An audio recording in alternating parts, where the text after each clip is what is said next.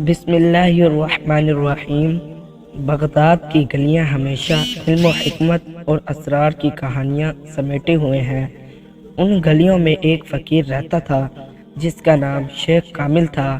شیخ کامل کا لباس بوسیدہ تھا، لیکن اس کی آنکھوں میں ایک عجیب روشنی تھی۔ لوگ اس کے پاس آ کر اپنے مسائل کا حل پوچھتے اور وہ مسکرا کر انہیں ایسی باتیں بتاتا جو ان کی زندگی بدل دیتی تھی۔ شیخ کامل کے بارے میں مشہور تھا کہ وہ اپنی ضروریات کے لیے کبھی کسی سے کچھ نہیں مانگتا تھا، لیکن جو بھی کچھ لے کر آتا وہ اسے شکر کے ساتھ قبول کرتا اور زیادہ تر ضرورت مندوں میں تقسیم کر دیتا۔ بغداد کے بازاروں میں ایک کہانی گرد کر رہی تھی کہ شیخ کامل کے پاس ایک ایسا راز ہے جو کسی کے بھی نصیب بدل سکتا ہے، لیکن وہ یہ راز صرف اس کو بتاتا ہے جو اس کی آزمائش پر پورا اترتا ہے۔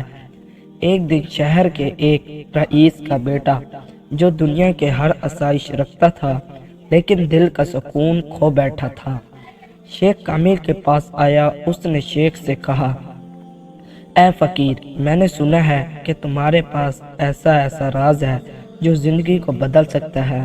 مجھے وہ راز بتاؤ، کیونکہ میرے پاس سب کچھ ہے لیکن سکون نہیں۔ شیخ کامل نے مسکرا کر کہا، اس راز تک پہنچنے کے لیے تمہیں میری 3 آزمائشوں پر پورا اترنا ہوگا۔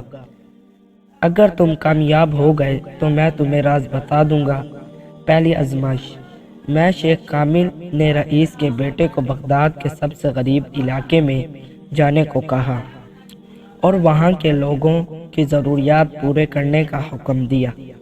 رئیس کا بیٹا جو ہمیشہ شاہانہ زندگی کا عادی تھا، وہاں کے فاقے زدہ لوگوں کے ساتھ رہنے لگا۔ اس نے اپنی تمام زیورات اور مال و دولت ان لوگوں میں بانٹ دی، لیکن اسے دوران اس نے پہلی بار سکون اور خوشی کا احساس کیا۔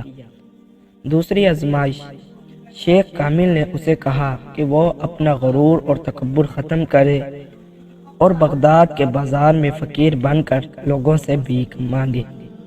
رئیس کا بیٹا یہ سن کر حیران ہو گیا، لیکن شیخ کی بات مان کر بازار میں بھیک مانگنے لگا۔ لوگوں کی بے رحمی اور توہین کے باوجود اس نے صبر کا مظاہرہ کیا۔ اس نے اس عاجزی اور شکر گزاری کا سبق سکھایا۔